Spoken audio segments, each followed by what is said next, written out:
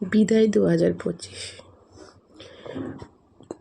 2025-এ অনেকে অনেক কিছু হারিয়েছে, অনেক কিছু, প্রিয়জন বা কোনো জিনিস অনেক স্ট্রাগলের মধ্যে দিয়ে গেছে। আমি তাদেরকে বলছি, তাদের মধ্যেই আমি একজন।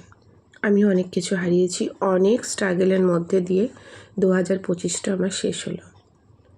তবে স্ট্রাগলটা একা আমার ছিল না, আমার পাশে আমার যে ঢাল হয়ে দাঁড়িয়েছে সেও কিন্তু আমার স্ট্রাগলটার সম্মুখীন হয়েছে।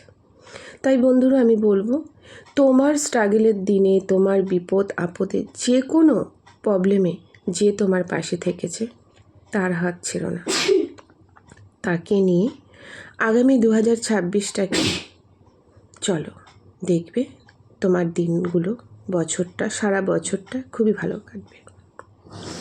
আমার পাশে ভরসা দেওয়ার মতন মানুষ ছিল, যে আমার কপালের ভাঁজ দেখলে বুঝতে পারতো আমি ভালো নেই, যে আমার চোখের দিকে তাকিয়ে তার মনে একটা প্রশ্নই আসতো, কি হয়েছে, যে আমার চোখে মুখে হাসির ছোঁয়া খুঁজতো, কেমন আছো, যার সকাল হলে পরে গুড মর্নিংয়ের সাথে একটাই প্রশ্ন থাকতো, তোমার শরীর কেমন আছে।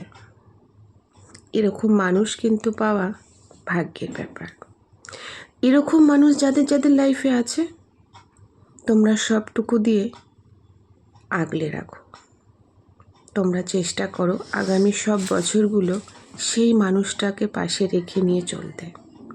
দেখবে তোমাকে কোনো সমস্যা ছুতেই পারবে না, কারণ সে তো তোমার সমস্যা তোমার চোখ, মুখ, কপালের ভাঁজ দেখেই বুঝতে পারে, এবং একটা কথাই বলে, কি হয়েছে, আমি আছি তো, সব ঠিক হয়ে যাবে, সব ব্যবস্থা হয়ে যাবে। তুড়ি মেরে যে তোমার প্রবলেম সলভ করার চেষ্টা করে, তার সমস্ত জীবনে একটা জিনিসই ঘোরে, তোমার প্রবলেম, তোমার সমস্যা কি করে সমাধান করবে। তোমার ছোট ছোট ইচ্ছে, ছোট ছোট আশা পূরণ করার চেষ্টা করে। আর সবথেকে আশ্চর্য ব্যাপার কি জানো, যে তোমাকে চিনতে পারে। মানুষ কিন্তু মানুষকে চিনতে পারে না। সবাই কিন্তু তোমার মুখের হাসি খুঁজবে না, সবাই তোমার চোখের দিকে তাকিয়ে প্রশ্ন আসবে না, কি হয়েছে।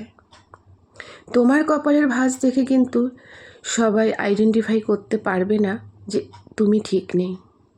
তো এরকম মানুষ যদি তোমার পাশে আসে, তাহলে কিন্তু সেই মানুষটাকে ধরে রাখতে শেখো। এটা স্বার্থপর নয়, এটা ভেবো না যে তুমি এই মানুষটাকে ধরে রেখে দিচ্ছ যে তার জন্য তুমি স্বার্থপর হয়ে গেলে, একদম নয়।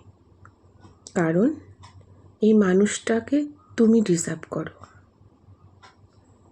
এই মানুষটা তোমাকে ডিজার্ভ করে। সেই জন্য এই মানুষটাকে ধরে রাখতে শেখো, কারণ এই মানুষটাকে ধরে রাখলে তোমার এবং তার দুজনেরই লাইফটা ভালো থাকবে, ভালো চলবে। কারণ মানুষের জীবনে এরকম মানুষ আসে খুব কম সংখ্যক, যে তোমারকে দেখলেই বুঝতে পারবে তুমি কতটা ভালো আছো, কতটা খারাপ আছো। এইরকম মানুষেরই মা বাবার পরে যদি কেউ থাকে, এরকম একটা মানুষ। কারণ একমাত্র মা বাবাকে দূর দূরান্তর থেকে যদি মা বাবা ফোন করে, তোমার গলার ভয়েস শুনলেই কিন্তু বুঝতে পারবে যে হ্যাঁ, তার সন্তান ভালো নেই।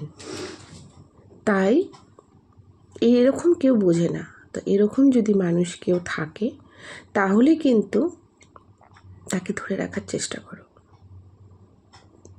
সে আমাকে হাসাতে চাইবে, সে আমাকে ভালো রাখতে চাইবে, সে আমার কাছে এমন কিছু অপশান রাখবে যাতে আমার একটুখানি, হয় না, মেঘের আড়ালে সূর্য উঁকি মারে যেরকম, ঠিক কিন্তু আমাদের মন খারাপ থাকলে পরেও হাজার হাসির মাঝখানে হয়তো আমরা ফিক করে একটু হেসে দিই, তো সেটাই খোঁজার চেষ্টা করে।